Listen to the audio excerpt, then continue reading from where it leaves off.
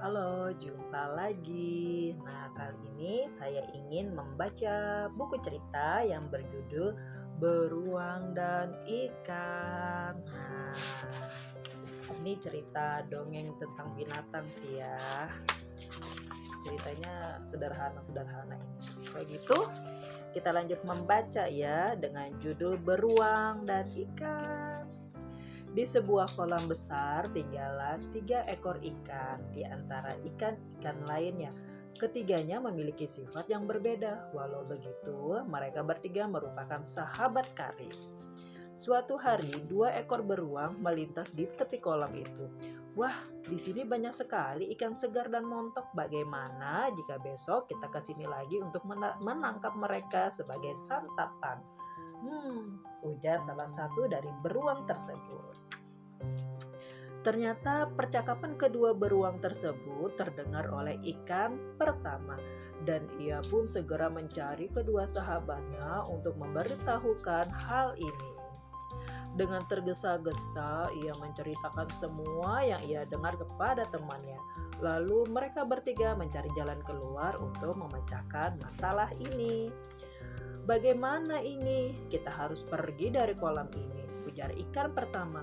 Namun ikan kedua dan ketiga tak sependapat dengannya. Mereka bersikeras dengan rencananya masing-masing untuk tetap tinggal di kolam ini. Akhirnya ikan pertama tetap memilih meninggalkan kolam itu walau tanpa kedua temannya melalui saluran-saluran.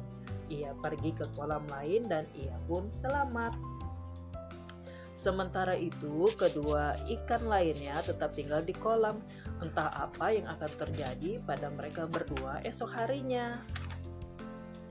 Keesokan harinya, kedua ekor beruang datang ke kolam pagi-pagi sekali. Sesuai apa yang mereka katakan kemarin, mereka membawa jala untuk menangkap para ikan. Tanpa menunggu lama-lama lagi, dengan cepat mereka tebar jala di kolam dan semua ikan pun terjaring termasuk kedua ikan tadi. Ternyata ikan kedua tak diam saja, ia punya rencana lain. Ia pura-pura mati. Ikan yang mati itu kita kembalikan saja ke kolam, tak berguna, ujar si beruang. Ikan kedua pun dikembalikan ke kolam dan ia selamat. Namun lain halnya dengan ikan ketiga. Ia hanya pasrah dan mencoba menggeliat-geliat untuk melepaskan diri. Namun usaha itu tak berhasil menyelamatkan dirinya. Ikan itu tak bisa diam, lebih baik kita potong dia cepat. Si beruang merasa risih. Akibatnya ikan ketiga yang malang itu pun dipotong dan ia menjadi santapan beruang. Nah, sekian ceritanya beruang dan ikan. Nah, itu adalah cerita tentang dongeng binatang yang berjudul Beruang dan Ikan. Jadi dari sini nih kita bisa ambil kesimpulan nih bahwa kita itu menghadapi satu masalah. Ketika kita tahu ada masalah, kita bisa mencari solusinya. Banyak cara solusi, ada A, B, C, D gitu kan. Tidak hanya berpasrah sendiri gitu kan ya, tapi ya patut kita perjuangkan, jangan putus asa dan terus menyerah.